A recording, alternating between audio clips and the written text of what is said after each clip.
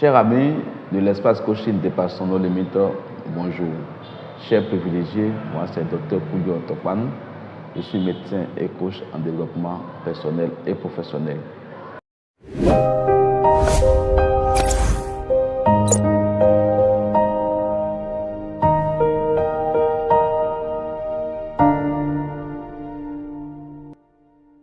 Aujourd'hui, j'ai choisi d'échanger avec vous sur un livre, le contenu d'un livre que j'ai lu, qui est intitulé Les connaissances interdites.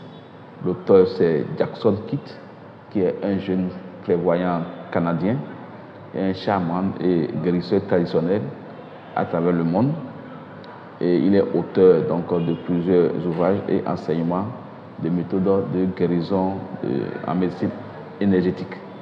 Donc c'est son ouvrage qui m'a inspiré. Déjà, le thème, l'intitulé du livre, ou le titre du livre, qui est dénommé « Les connaissances interdites ». Déjà, à ce niveau, c'est intriguant qu'on puisse parler de connaissances qui soient interdites.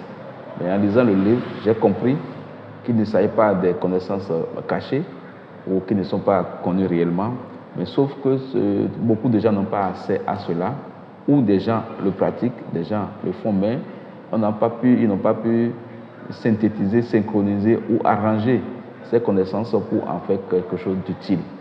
Parce que quand je vais rentrer dans les détails, vous allez voir que c'est des choses auxquelles on est habitué tous les jours.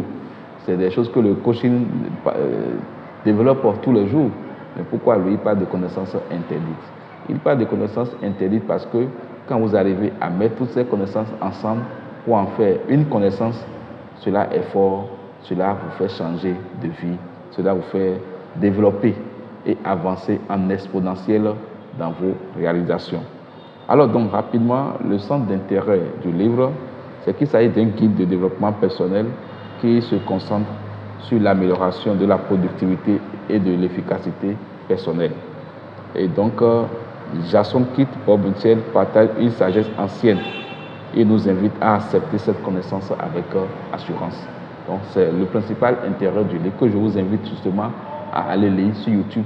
Vous pouvez le télécharger et également avoir vos propres impressions.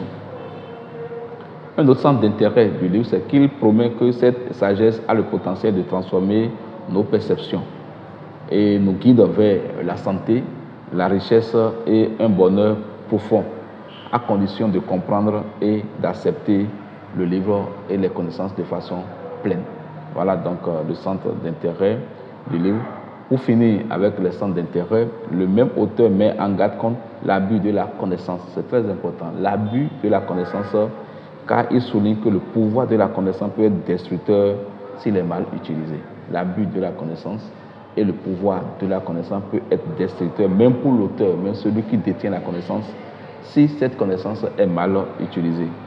Et il encourage une approche prudente et bienveillante de l'utilisation des connaissances en s'appuyant sur des enseignements spirituels, des lois scientifiques et le bon sens.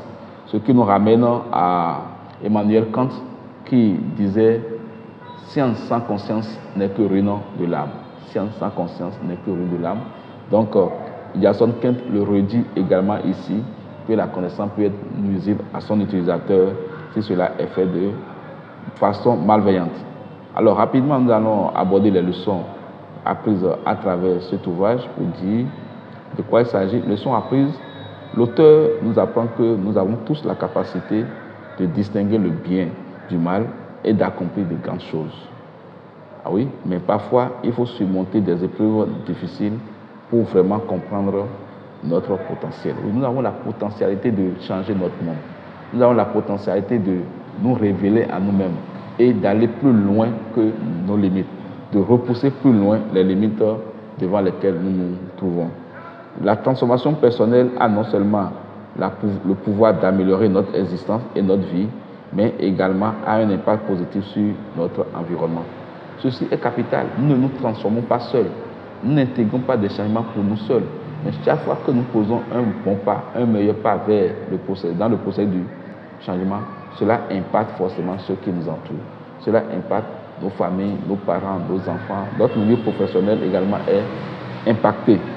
Également, comme leçon apprise à travers cet ouvrage, La foi en soi-même et la croyance est une force supérieure qui peuvent dissoudre les pensées négatives et permettre d'atteindre ses objectifs. La foi en soi-même et la croyance est une force supérieure. Et la foi en soi-même et la croyance en une force supérieure peuvent dissoudre les pensées négatives et permettre d'atteindre des objectifs. Il nous encourage à méditer sur ces idées et à les appliquer dans nos vies quotidiennes pour progresser et réussir. Oui, nous devons avoir foi en un être supérieur, en une force qui nous dépasse, la force de l'entité universelle. Et nous avons foi, on croit en cela, nous mettons en pratique les principes de la vie, les lois de la nature du succès. Il n'y a pas de raison qu'on échoue, il n'y a pas de raison qu'on abandonne. Il n'y a que de raisons pour qu'on évolue, pour qu'on connaisse le succès, pour que notre vie se transforme, pour qu'on impacte également notre monde. Soyons des acteurs de la transformation et du changement de nous-mêmes, mais également des autres. Alors, il finit par 3 choses: la persévérance, ensuite la clarté dans les objectifs de vie et ensuite la répétition. La persévérance. Donc, soyez endurants, soyez persévérants, n'abandonnez pas, ayez des objectifs clairs dans votre vie et la répétition. La répétition, donc répétez, échouez, reprenez, vous allez forcément avancer. Alors donc, c'est ce que je voulais partager avec vous. Si vous avez aimé cette communication, n'oubliez pas de la partager parce que la connaissance est la seule chose qu'on partage sans s'en appauvrir. Vous êtes sur la chaîne de l'audace d'oser, la chaîne de l'action. Il faut passer à l'action, il faut agir.